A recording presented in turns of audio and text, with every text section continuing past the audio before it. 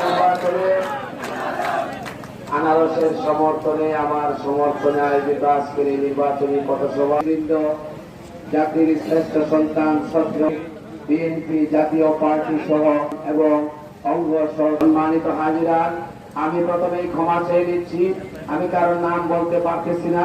নগুয়া বাজারে আমাদের আরেকটি পথসভা, ওইটাও বাদ এশার শুরু করার কথা। কাজ কামের দিন আপনারা সবাই জানেন, সারা তাই আমি ক্ষমা সুন্দর দৃষ্টি আশা করছি। ফুলপুর উপজেলা তথা পৌরসভার জন্য একটি গুরুত্বপূর্ণ নির্বাচন।